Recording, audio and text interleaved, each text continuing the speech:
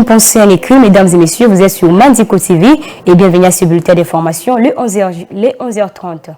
Dans une vidéo, Moïse Katumbi, président d'Ensemble pour la République et candidat à la présidentielle du 20 décembre 2023, a exprimé sa gratitude à l'égard de la population congolaise pour leur soutien, tout en saluant l'équité de la Commission électorale nationale indépendante CENI et la Cour constitutionnelle dans le traitement des candidatures. Il les exhorte à maintenir cette attitude jusqu'à la fin du processus électoral. Suivez. Chers compatriotes, dans un discours rendu public le 1er novembre 2023, Moïse Katumbi Tchapoué, président d'Ensemble pour la République et candidat à la présidentielle du 20 décembre 2023, a exprimé sa gratitude à l'égard de la population congolaise pour son soutien, tout en lui demandant de rester vigilante. Chers compatriotes, malgré tant de mensonges, d'intoxication, de diabolisation, de montage grossier et de manipulation à mon égard, vous avez continué à faire confiance en ma modeste personne. En dépit des intimidations, de menaces et de turbulences de tout genre, vous n'avez pas baissé le bras et vous avez milité avec détermination pour que la CENI et la Cour constitutionnelle travaillent dans le strict respect de nos lois lors de l'analyse et du traitement de dossiers de candidats à l'élection présidentielle. Je vous en remercie et vous exhorte à rester vigilants jusqu'à la publication de résultats qui seront la consécration de notre victoire tant attendue. L'opposant congolais a par ailleurs salué l'équité de la CENI et de la Cour constitutionnelle dans le traitement des candidatures à l'élection présidentielle et les exhorte à maintenir cette attitude. Malgré les faiblesses observées et plusieurs fois dénoncées, je tiens à saluer l'attitude de la CENI et la Cour constitutionnelle pour le traitement équitable des candidatures à l'élection présidentielle.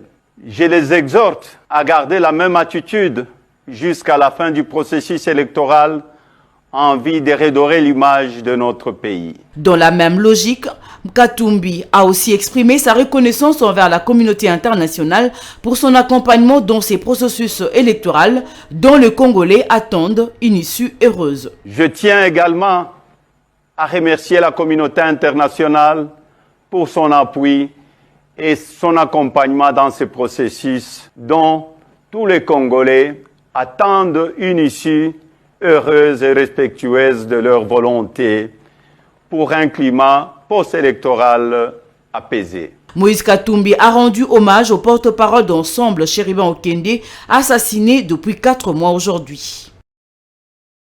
L'ONG JED, de journalistes en danger, a dans un rapport publié ce 2 novembre 2023 à l'occasion de la journée internationale de la fin de l'impunité des crimes commis contre les journalistes répertorié 88 cas d'attaques divers contre les journalistes en République démocratique du Congo depuis les débuts de l'année électorale au premier mandat du chef de l'État Félix Tshisekedi. Suivez les détails dans ces commentaires rendus par Rontalouila. L'ONG Journalistes en danger, JED, a documenté au moins 88 cas d'attaques diverses contre les journalistes et les médias en République démocratique du Congo depuis le début de l'année électorale. Ces agressions se répartissent de la manière suivante: 40 cas de violences physiques, 30 cas d'arrestation ou d'interpellation et 18 cas de fermeture de médias ou d'interdiction de programmes ou d'émissions politiques. Ces chiffres alarmants sont contenus dans le rapport annuel de JED intitulé « Les bilans de la liberté de la presse sous le premier mandat de Félix Tshisekedi » qui sera publié ce jeudi 2 novembre 2023 à l'occasion de la journée internationale de la fin de l'impunité de crimes commis contre le journaliste. Au moment de la publication de ces rapports, au moins 3 journalistes se trouvent en détention en RDC. Il s'agit de Patrick Lola, journaliste indépendant arrêté et détenu depuis le 22 novembre 2021 à la prison centrale de Mbandaka, en Équateur. Blaise Mabala, journaliste à la radio Même Morale FM, à Inongo, dans la province de Mai-Ndombe, arrêté depuis le 20 octobre 2023 et incarcéré à la prison centrale d'Inongo pour outrage à l'autorité. Stanis Boujakera Chamala, correspondant du magazine Jeune Afrique et directeur de publication adjoint du site d'information congolais actualité.cd. Il a été arrêté le 8 septembre à l'aéroport international de Njili et est détenu à la prison centrale de Makala à Kinshasa depuis le 14 septembre 2023. Le journaliste est accusé de faux en écriture, falsification de sceaux de l'État, propagation de faux bruits suite à la publication d'un article sur le site internet de Jeune Afrique le 31 août signé par la rédaction.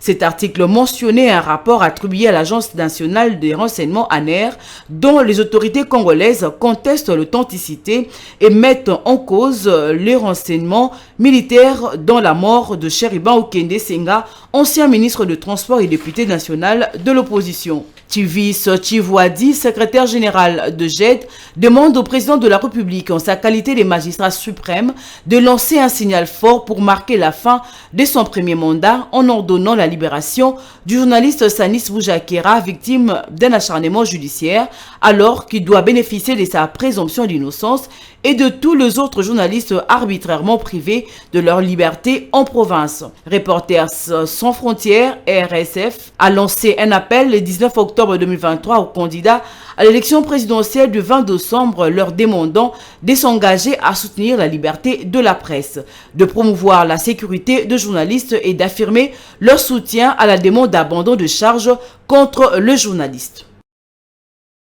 Et pour finir, les artistes et artisans du site de Mbinza Météo situé dans la commune de Ngalema sont sommés de déguerpir depuis le 30 octobre 2023, étant un site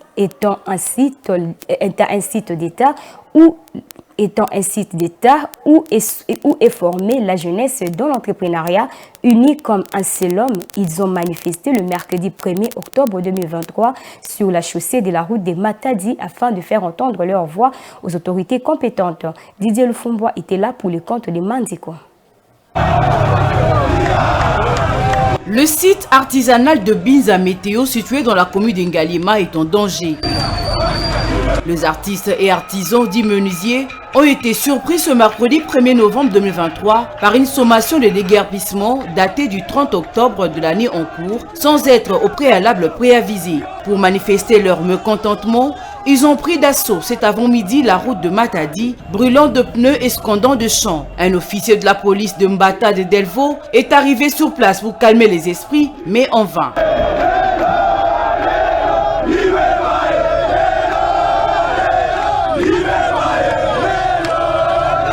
En croire le président de l'association des artistes et artisans de Mbinza AAAB, Kaoubangalapa, ce site est considéré comme une université qui milite pour l'apprentissage de métiers aux jeunes désœuvrés et aux anciens Kuluna pour le rendre utile dans la société. Ces sites méritent d'être préservés comme tels. On nous a envoyé un document provenant du parquet pour les déguerpissements. Donc c'est-à-dire à tout moment on peut nous déguerpir. C'est la raison pour laquelle on est en train de revendiquer. Comme le site appartient à l'État, ici la première chose c'est quoi? C'est un centre de formation. Nous formons des enfants désœuvrés. Je pense que vous êtes une chaîne. Hein? La chaîne se trouve ici en Ngalema. Ces derniers temps, il y a un phénomène. C'est les Kuluna, les enfants font n'importe quoi. Ici, nous formons tout le monde. Les Kuluna, les enfants désœuvrés, ils viennent ici, ils apprennent le métier. Quelque temps, ils deviennent utiles pour la société.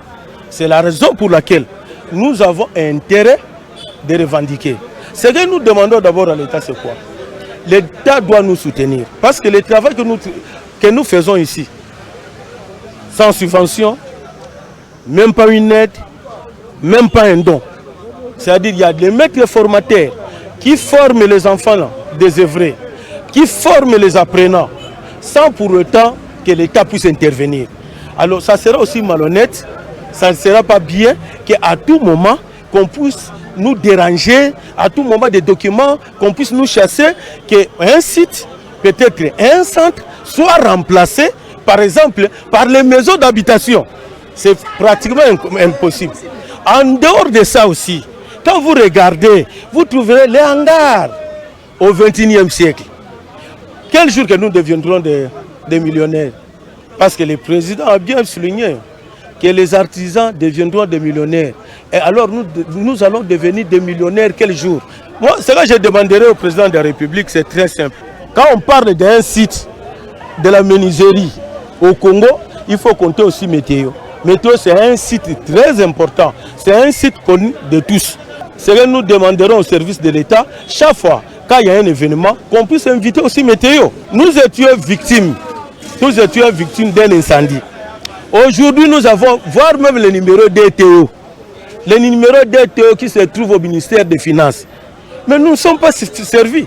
Mais il y a des fois, je pose la question, quel péché que les artistes et artisans de Météo, le péché, je dis bien au pluriel, le péché que les artistes et artisans de Météo ont commis. Ces artistes ne cessent de se plaindre car ils ne savent où aller, surtout qu'ils essaient de se remettre de l'incendie dont ils ont été victimes il y a quelque temps. C'est ici qui prend fin ces bulletins d'information. Mesdames et messieurs, merci de nous avoir suivis et bonne continuité des programmes sur votre chaîne Mandiko TV.